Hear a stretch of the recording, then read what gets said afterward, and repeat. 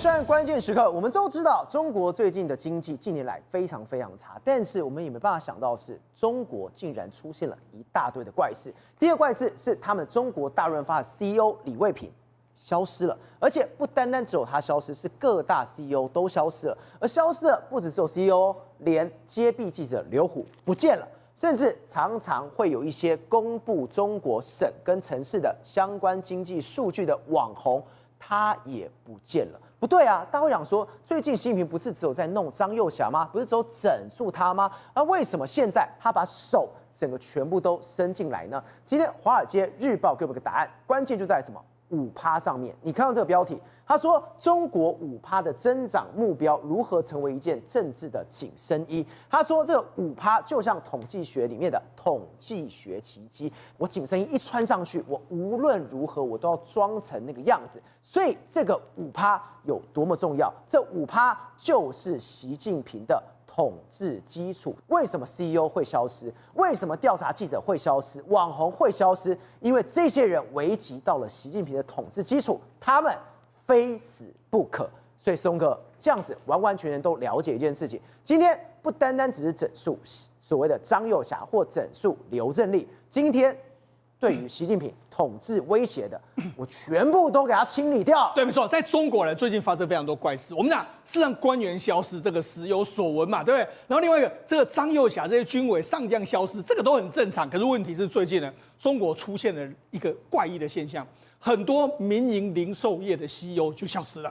比如说大润发的这个 CEO， 中国大润发李卫平人不见了。对，那另外还有什么？很多不止他，还有很多零售业 CEO 都不见了。另外一个还有什么？揭弊的记者也不见了。或者说很多经济学家，你敢批评经济的，完全都不见了。好，所以大家觉得很奇怪哦。那你看，事实上人家就说为什么会这样子？因为事实上随着这个《纽约时报》、这个《华尔街日报》有一个报道，他这个报道来说，告诉大家为什么这些人会不见。那这个报道里面来说，你看中国5%的增长目标如何成为一件政治的这个紧身衣？写这个报道的人叫魏玲玲。那魏玲玲我们知道他是谁呢？他就在上一次的写这个张幼霞，他为什么被抓？因为他把这个核武资料给了美国的这个记者。那这个记者写了什么东西呢？这个记者写的就是说，你看，他说了，随着地方政府开始为2026年的这个规划展开目标，信号十分明确，5%左右的时代将凭借着这个政治意志再延续1年。他说5%这个变成紧身衣。他说，在过去几年每一次重大会议上面来说，2035年的目标的重大阴影就会笼罩在这个北京。对，他说，因为习近平在2020年说，我们到2035年就15年后。中国的经济规模要再成长1倍，对，但成长1倍，所以他就说，那我们算出来就是每年要4.7%到5%，对，所以如果没有达成4.7%到5%的话，习近平就认为说是不及格的一个状况。而且这个不是魏玲玲自己讲的，他里面已经讲，这是中国高级政策顾问，对，没错，这是独家中的独家，内幕中的内幕。对，而且他说什么？习近平非常重视这个目标，他说，因为不只要保持这样的增长速度，他说呢是一个来衡量共产党执政是不是正当性的指标。对，所以5%就变成这样。可是我问你，经济能够你说几%就几%吗？当然不行，当然不行。今天不是一大堆说有人要去下修那个%数了吗？不是说今年3月份就要去公布这个%数吗？是。结果现在习近平说不准公布了吗？对啊，所以我就说嘛，这样他既然要5%之后，所以任何会危及5%的，他全部都会处理掉。对。比如说，你看这个之前高尚文啊，他不是曾经在讲说，哎呀，你这个5%无论经济怎么样都会维持在5%左右，就没有他就消失了。那消失了，那不就是今天这个魏玲玲跟你讲了吗？因为那个5%就是他那个紧身衣，无论如何就要达成这个5%。对，那你说什么啊？无论如何，反正你无论如何就会达成5%，那个经济数据都是假的。那你当然高尚文就被迫消失嘛。好，那除了这个之外来说的话，他魏玲玲里面还讲到一个故事。他说为什么？你看，他说之前呢，我们之前这是中国的经济成长率的这个速度哦。你看，他在这个他这个习近平呢，他看到当时的这个2024年的这个第2个季度是4.7，然后第3个季度是这个4.6，他非常生气。所以我们要为什么在2024年的第4个季度会上升到5.4？因为当时呢，他就说我们要救经济，所以我们要知道那个9月不是就展开什么刺激经济的这个措施啦，还有降息啊，还有股市的行动，对，然后把股市拉起来。而且那个我们刚刚看看到这个4.7、4.6，对不对？对。数据交给习近平的时候，他形容什么？习近平勃然大怒，你送的什么东西？烂东西！你有什么东西啊？你给我达成这目标，所以马上就进行一个刺激的作用。所以我就说，这就是目前代价，就是无论如何都要达成这个经济的指标。所以呢，硬是把它拉起来。所以你看到，这非常有意思哦。你看到原本是5.3、4.7、4.6。看起来的话是5达不成了，但是问题是第4季就给你拉到5.4，所以平均下来的话就5就达标。所以你看从这个经济数据的状况，你就知道说，习近平是无论如何都要维持5%的经济成长率，这是他的紧箍咒、紧身衣，甚至也是他的政治最重要的目标之一啊。所以今天只要有人危及到我5%，会害得我没有办法去实现这目标，对我就要动手去砍人了。结果没想到第一枪，竟然是中国最大连锁超市之一的大润发母公司的高鑫零售，就我刚刚讲的李卫平。对，现在真的相关的公文已经发出来，现在他只任职2个月，竟然人间蒸发了。对，没错。实际上我就跟他讲，实际上前几天的时候，媒体已经在披露了。媒体披露说什么啊？这个李卫平已经被警方带走了。这是上星期的时候，1月27号就有这个报道了。就这报道的时候，就没想到人家就问高鑫零售啊，就说怎样？然后高鑫零售就在证券时报说没有这个报道是假的，他还在上班。上礼拜2月3，这个2月3还这样说，这个报道是假的，还在上班。可是啊，紧接下来的话，2月4号他就公布，不是才1天呢？对，2月3号说假的，2月4号你就出来了，公文就出来了。没错，你看这是高鑫零售它的这个内幕消息，就这样哈，它的股市代号他就直接讲得非常清楚。他说本公司暂时无法跟本公司的执行董事长还有首席的执行官李卫平女士取得联系，就是他不见啊，也就是说人间蒸发嘛。好，那人间蒸发的时候，大家想说那到底怎么一回事？我跟他讲，他就是表示他要对这些所谓零售业动手。那很奇怪，你为什么要对他动手？因为他接任这个执行官也才2个月，2个月来说，你说他能够干什么？那不能够干什么？那为什么会被警方带走？你说他真的犯了什么错吗？我们也不知道他目前犯了什么错。好，那你想说，那只有他这样一个状况啊？没有啊，我就跟他讲，事实上你看。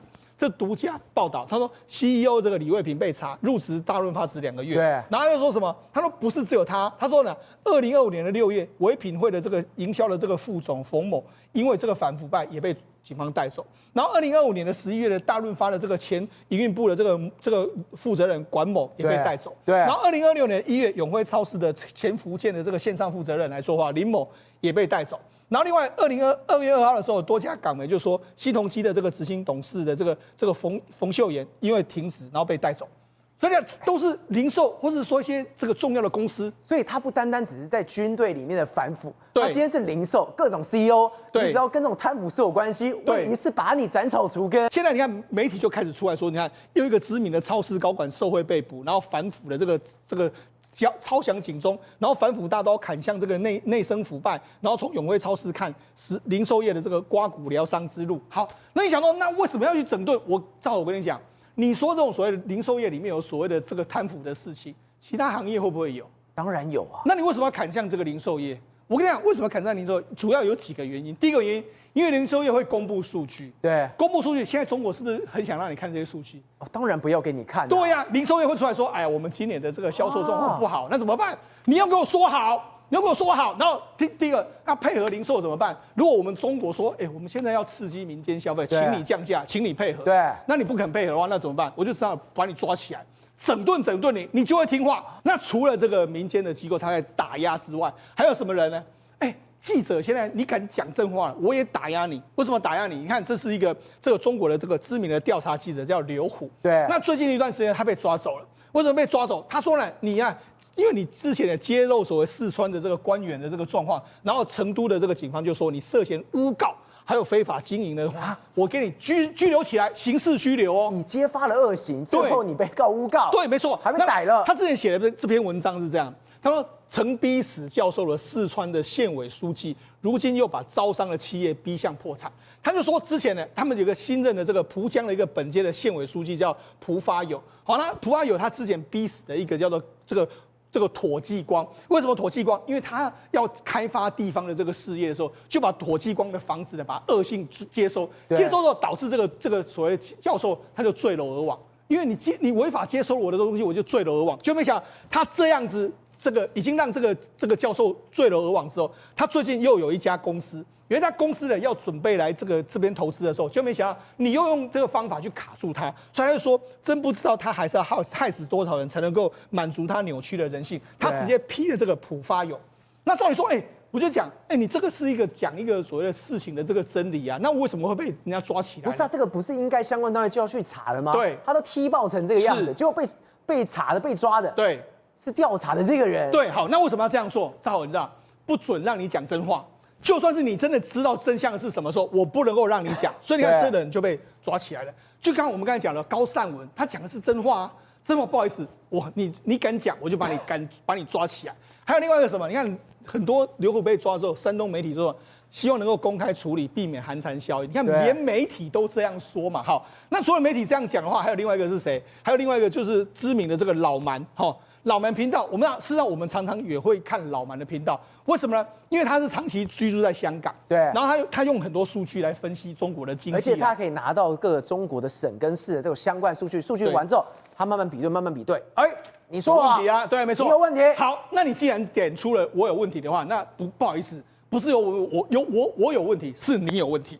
所以呢，马上他这样子一直不断的揭露之后，香港警方就来了，他说你危害国家安全，他就把你抓起来了。国安法嘞，对，然后他就说你涉嫌制造所谓红色中国系列的这个内容，直接戳破了中国经济的泡沫，所以你涉嫌煽动这个频道这样一个状况。所以你看，他不只是他被抓起来，他的这个所有的频道里面的东西全部都不见了。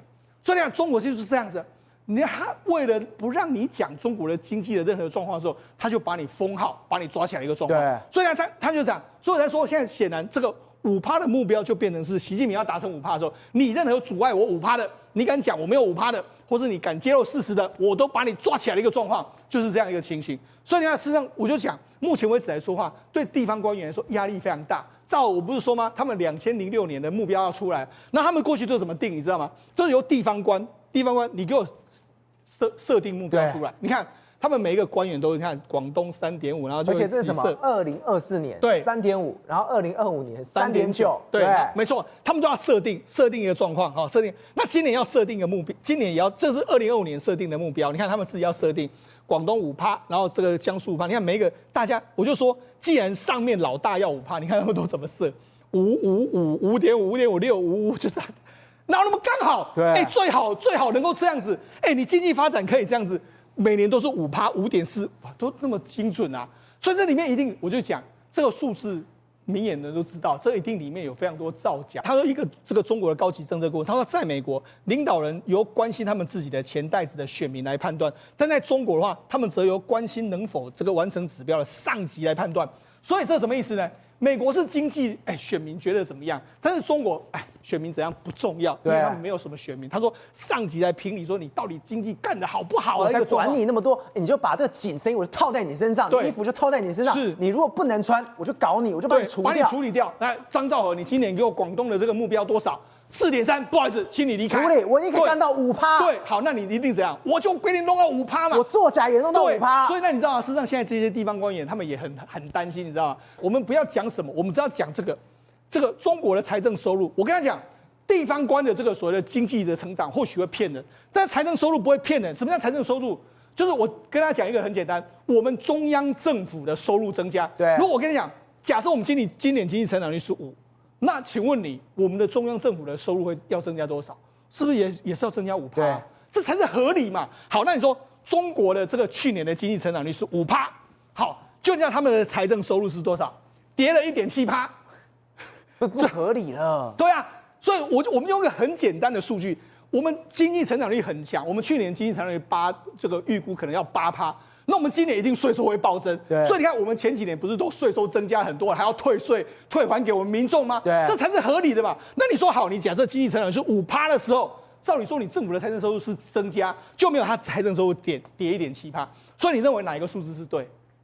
当然是你的财政收入的这个数字是你实际收到多少钱嘛？对，这个数字会比较逼近于真实的这个状况嘛？对，所以我就跟你说，那就是真实的中国经济状况怎么样？其实大家从这个数字就看得出来。好，那我跟他讲，现在中国来说的话，进入一个，我就说，我们过去在研究中国的时候，中国都会公布很多数据。对。可是赵老，你知道吗？现在我们要看到中国数据越来越难。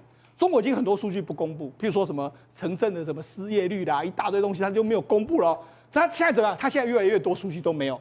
他怎么说？他说 COVID-19 爆发之后，很多分析中国的这个经济学家就知道，能够参考的这个中国的经济数据越来越少了。这个情形，为什么？因为很多东西现在大家都说不清。比如说，我们就讲，最近不是媒体上面或者很多外媒都报道，中国人口有一个比较耸动的报道，说中国人口只要5亿呀。对，大家想说这还假的？但问题是，中国人口到底有多少？你 COVID-19 死了多少人？请问你知道吗？没人知道。所以中国人口到底怎么样？没人知。好，另外一个失业率的问题。失业率的问题，大家完全不知道，为什么？因为失业率的报道永远都是在4%、3%、5%这，谁知道你是什么东西？而且他原本呢，这个2023年的时候，后来就说，我们曾经停发，然后到2024年又重新再补发，而且失业率就往下降。所以那你这个标准是什么？然后地方债，你地方债照你欠了多少钱，你也讲不清楚。我想光是统计数字就非常多，中国根本不肯公布说，你地方欠了多少钱，根本不知道。好，另外还有什么外国投资 FDI， 目前为止大家也不知道。他说什么？这个2023年开始这个公布之后，他们就这个数据越来越少。他就说，因为中国商务部从2023年的7月暂停公布美国人记下的 FDI 的数据，没有了，所以没有了。好，那银行有多少坏账，也没有人知道。我讲他不敢讲。你看中国的银行的这个贷款的不良率，几乎都永远维持在1.6到1.8，最好是1.6。我跟你讲，你有银行，我跟你讲，尤其是在现阶段，你有多少烂尾了，我们都找出来。对，你说这不是烂账，有多少地方都爆了雷？你说没有烂账？对，你看多少地方的金融业爆了，然后多少的房地产的公司爆了，然后这个金融业跟房地产是衔接，完全绑在一起。然后你的呆账率、坏账率居然就1.6到1.8，所以这表示这个数字根本就是造假。尤其是你看最近有一个状况，你要说世聪你是乱讲。你看这个中国股市还在上涨啊！你看中国股市不是又往上涨了吗？没有错，他们在往上涨。可是照我跟你讲啦，真正的股民能够赚到钱吗？当然可以赚到一点点血，但是真的是他们被割韭菜。对，什么叫割韭菜？我跟他讲2个公司，大家可以稍微看一下。我们不是说中国这个所谓这个就说什么我们不要买 H200的，所以中国的 AI 股、AI 晶片股大涨了。好，所以你看有2家公司这时候挂牌，一个叫木犀股份。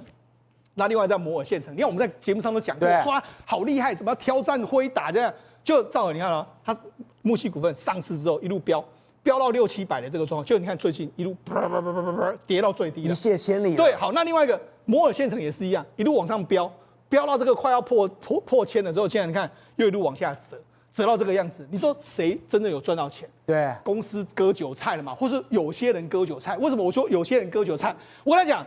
除了木犀股份，还有摩尔县城之后，还有另外寒武纪也是冲到非常高之后一路往下坠。好，那我就说到底谁在割韭菜？我跟他讲一个线索，你看他们当时为什么会涨？会涨是因为什么？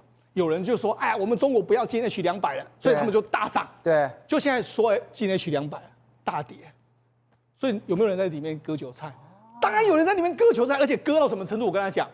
摩尔县城，然后包括说木犀股份，还有在寒武纪3家公司加起来，他们1年赚的钱不到10亿人民币啊！10亿人民币是什么意思呢？大概是台币40-50亿。对，就他们的市值是多少？3家公司加起来的市值9000亿人民币。9000亿人民币是多少？4.5兆。4.5兆，这是个多惊人的数字！对，他们这几家公司加起来，等于是我们的鸿海加台达电加起来都还没有他们这么多那鸿海加台达电，我们鸿海在台达电1年也赚了好几千亿，他们1年才赚几十亿，就搞到这么大。所以你就说这个到底谁在里面割韭菜？这其实非常明显嘛。不会吧？我们是说美国有川投顾，对，一个发文噼噼啪啦上下。不会在中国也有习投顾吧？我们不敢讲，但是这里面一定有人在里面上下其手，然后从中间获得利益的人，赚得盆满钵满。公司派一定是赚到钱，还有那些在放消息的也一定赚到钱嘛。好，不过我就跟他讲，这些可能在中国没办法听到，为什么？因为如果你敢在中国敢这样讲话，那你就准备消失了。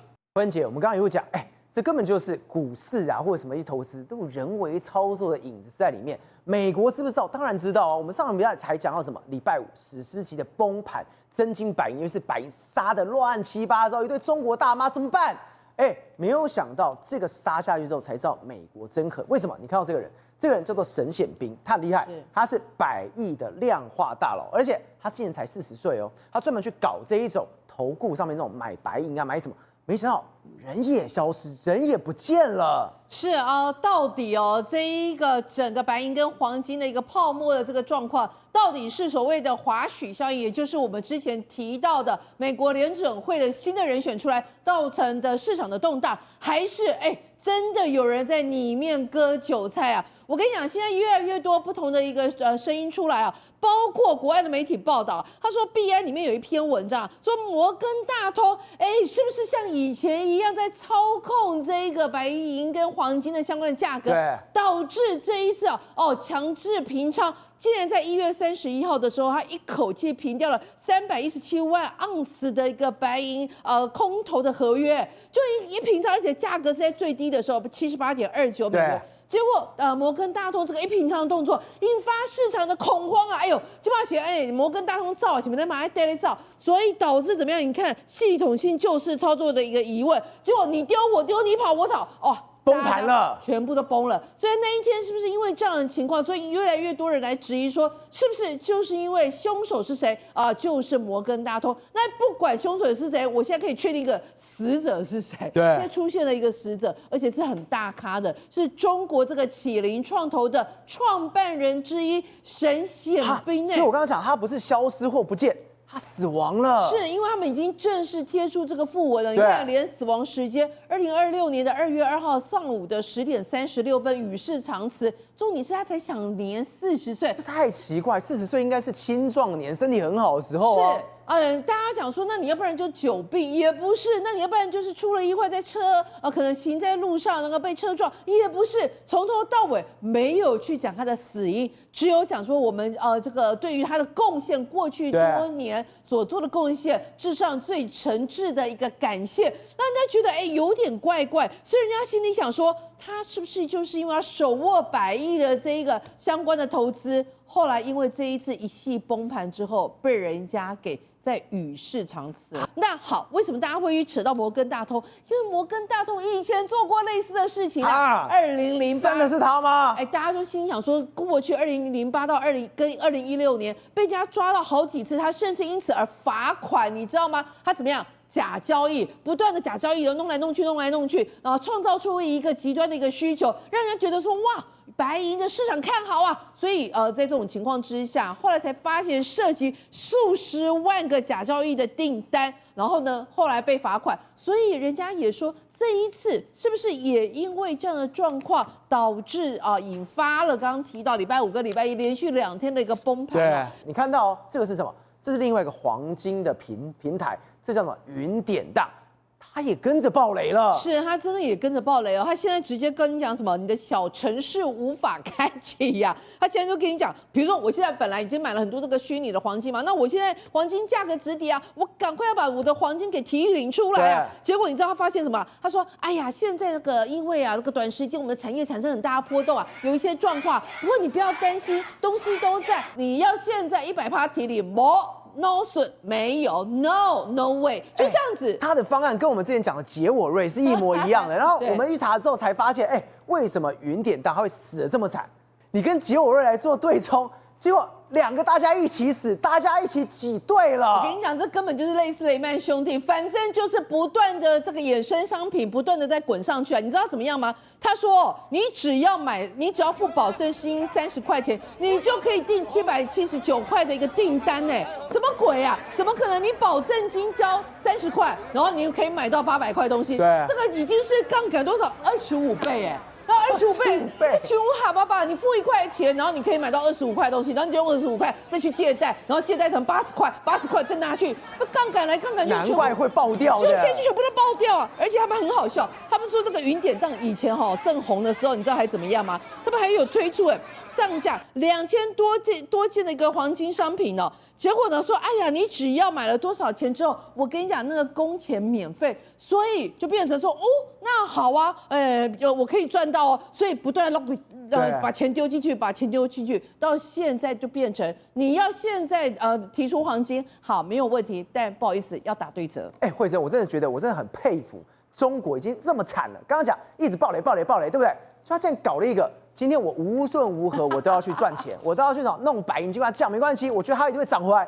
他们现在拿什么 X 光片来？我们看到那个画面，我快吓死。平常我们在照的 X 光片，剪小片出来，最后竟然可以干嘛？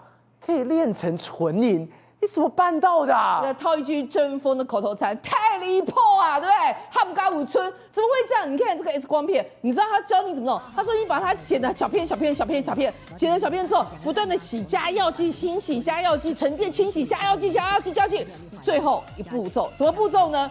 高温去提炼，就这样提炼出来之后，到最后一下，你还真的可以用提炼。你看手上那个真的有白银呢，真的假的不知道，因为有人去要，有人去试，可是应该是有可能啊，只是有可能弄那么大个嘛，因为它是那个汞嘛，从汞弄起来。他说这个 X 光片的回收价，就因为这样的小红书这样教你怎么样子炼出白银之后，竟然飙升涨了250%现在一路去年才每公斤90块。现在已经飙升到320块，真的太离谱了！怎么会搞成这样子？就是这消息一传出去之后，太扯了吧！全中国开始封什么 X 光片就开始来了。所以你看这个深圳啊，他们竟然有一个叫水县，也是开始掀起这个相关的热潮啊。什么样热潮呢？大家开始说，好，那你要那个银。现在涨，我们都说银现在不是崩跌了吗？对，我告诉你，这只是短时间的。我告诉你，这银的需求很大。我告诉你，买银就对了。小道消息不断的疯传的情况之下，你知道现在大家在抢什么吗？银条吗？银条，中国大妈现在进来抄底啦！买不到黄金没关系，有银条，银条要多少有多少，走，姐妹们大家上，就这样银条，一大堆人都在买都在买。可是我跟你讲，那是镀银的都没有关系啊，现场调不到货，你先买，你先付钱，我跟你讲，你打个折，我之后再给你。就现在被人家发现，这些可能都只是表皮，都是镀的，也就是银包铁。事实上里面都是铁，真的假的？你看到真的是有警察拿东西剪，一剪开之后，你看到就是这个画面，对，吓死了！银条里面竟然全部人看傻眼，真的是铁。假的，都是假的，而且我跟你讲，这个整个背包里面全部都告诉你，这白银就白银，只有那一层皮而已。事实上里面，你看白银有没有镀那一层皮而已？事实上里面十足的黑色的都是铁。所以你要说中国人黑心，但是他们自己黑吃起自己中国人来，哇塞，还真的不手软，该砍的该割的韭菜从来没有少割过。宇轩，我们刚刚讲，你现在不管如何，你先把你的紧身衣给我穿起来，但问题是。你钱到底花哪里去了？我今天找到答案，花在这里。哇，你看到这个步道多美啊！步道这个不是美，烂成这样，这个要多少钱？这个竟然在贵州要花数千万元人民币去盖这种鬼工程的。你知道真正的诡异在哪里吗？它根本没有因地制宜，也就是说，贵州它的天气跟它的气候呢，非常的潮湿，根本就不适合你用这种木质的栈道来去做处理。结果没想到呢，他们那时候为了要面子工程，想说我要弄什么我就弄什么。但你看当时它这个项目是什么呢？用所谓的古茶树保护啊、生态保育啊，然后开始大规模的施工，然后最后跟你讲说呢，大概要花台币9000万到2.2亿，然后呢还是跟你讲说我们政府呢非常的我们讲的大方，要特别的给你发放来。贵州发放春节困难群众一次性慰问来人员孤儿事实上辅助标准为来总金额2.4亿元每人100块。你知道这多好笑吗？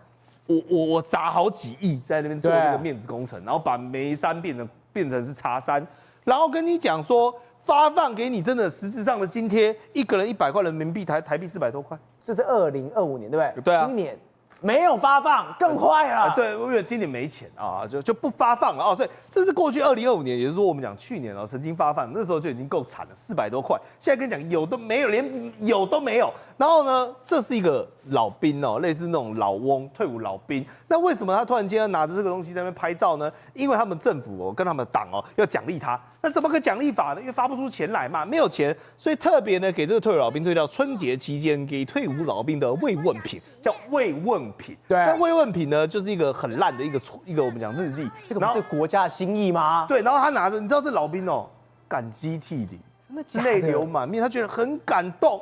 他说这是一个我们讲的一份厚礼，叫做厚礼谢。但是你知道吗？更可怕的是什么？来，这是民政局跟财政局他们讲来这次真的发钱真的发钱提前下拨2026年困难群众1410亿元膝盖问了嘛，对，大掉了嘛，他们说要发这么多钱下去嘛，台币6418亿，真的吗？大傻逼，真的大傻逼了嘛？每人领1万，好不好？来，结果你最后你知道他领到多少钱吗？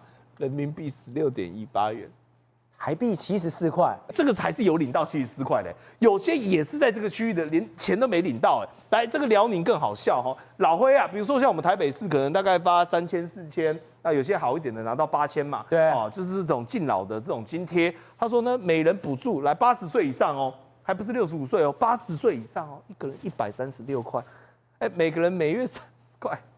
不是啊，我觉得真的很可怜哎，很羞辱人，136块，你还要附上你的户口原件、身份证原件，你要附上你的照片，你要你的银行卡，你还要你的代理人，还要你的登记，哎，不是你太麻烦，我领你一个136，我快忙死了。这最坏是什么？今天如果你死的话，如果你在上个月死的话，或者是怎么样，中间有这个所谓的时间点，对啊，把你的钱给我拿回来，退回，不是你太坏了吧？所以我讲，中国就是这样，无所不用其极。当你以为他要发钱的时候，他要捞钱；当你以为他要捞钱的时候，他也要捞钱。所以中国不管是要发钱还是要捞钱，你看起来最后的结论，他都在捞钱。文姐，我们都知道，去喜马拉雅山去登山的时候，如果你没有雪巴人的话，哎，你危险性非常高，那要帮你背着，要一起去攻顶。但是没有想到，今天在中国这个老君山。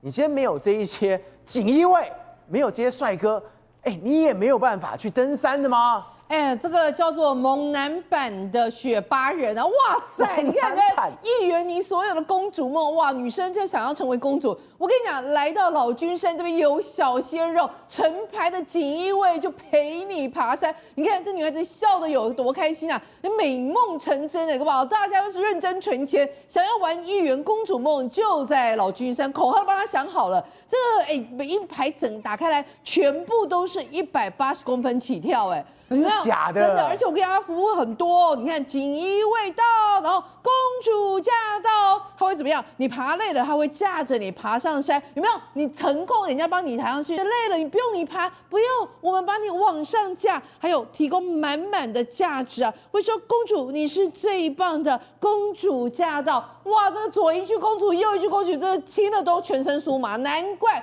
他们说这个订单的雪片般飞过来，你知道吗？夏天哇，还有带伞4位耶，撑着伞帮你说，你阳光太大了，怕晒公主，你不能晒黑。哇，服务这么好，还帮你撑，你看很热很热，不要担心，我这边有伞，我帮你撑伞，帮你撑起你这一把伞。你看，哇，还帮你旁边另外一个人帮你扇风。那你想要这样的服务要多少钱？我跟你讲，还看你的身高，身高185起跳呢，大概一个人大概有400块左右。如果像刚刚一整群锦衣卫的，那整团体的服务大概就800到1000左右。不管怎么样，那简单一句话，只要你有钱，想当公主，白天晚上或者是冬天夏天都可以。刚不是锦衣卫吗？哦，那个是古代的，现在还有什么男大生，然后呢还可以陪你聊，你想要聊天文地理，你想要聊电影，你想要聊文学，你想要聊历史都有。哇，还有什么牵手的？哎，爬山还可以谈恋爱的，刚不是提到吗？就是情绪价值满满哦，还路上还帮你捶腿的，累了吗？我帮你捶腿，还有什么帮你杯酒的玻璃杯，到了山顶之后，然后2个人可以看着山对望，哇，你看这个男生长得有多帅，真的是小鲜肉，所以他们就说。户外真的是我好累哦，爬不动了，我没有力气了，没有关系，我来背，我就是你的马，我来帮你背。你看你爬不上去，我来帮你按摩。所以你知道，慧珍姐，我真的觉得我到底看了什么？第一个，他没有办法上去的时候，没关系，我来背你。但你今天想公主的时候，我还可以公主抱上山。哎，不是说这些人体力也很好，公主抱上山那个多陡啊，那多累啊。结果还有这种男友视角系列牵个手，你看哦。这根本没有，如果今天我们没有讲，他们就像一个情侣档，是，但是这个不是在租一个爬山客吗？它这个就是体验，什么叫体验呢？就是让你有公主抱的感觉，而且我跟你讲，现在还有另外一种怎么样呢？泰山，你刚刚是老君山，老君山刚讲。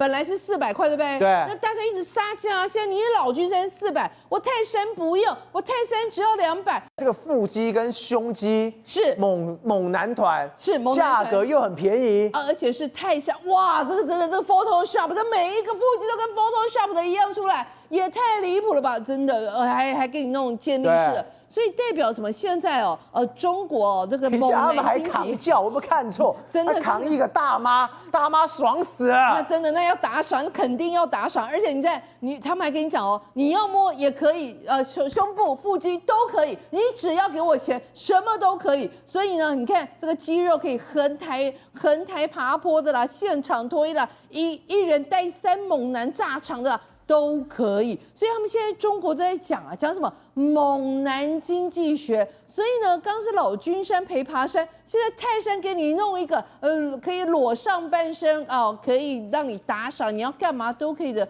所以光是一个爬山经济也这么内卷呢，那真的也很惨。我们刚刚讲，他现在你知道，他过去1年可以赚到136万台币哦，结果大家。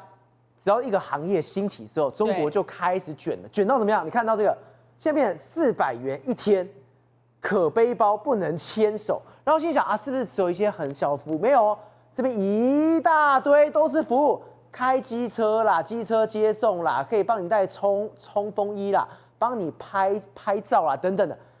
现在开始打价格战了。赵和，你都没有看到重点，你看到最重要是个人介绍。本人身高180，身材不错，8块腹肌，爬累了可以坐在腹肌上休息，这才是钱贵就是贵在那里。但是我跟你讲，这个以前400块、800块，现在已经开始打折，现在已经变成你看你弄400，对不对？而现在有人跟你讲40块就可以了。对呀，少一个零，少很多你想说你是不是打错啊？没有，他说我是男大生，24小时在线的，我只要40块，我还可以帮你背水。我猜啦哈。他应该是没有身高180，所以只有40块，你知道吗？然后另外一个白天爬30块可以提前预约，但不管怎么样，有另外一个大2生，身高180，体重135应该不是公斤嘛，这边吓死人。有腹肌应该是135斤，经常锻炼，情绪稳定，性格开朗，泰山登顶10次，体力、登山技巧都很好，登顶速度快，不怕任何天气，尊重客人意见，哇！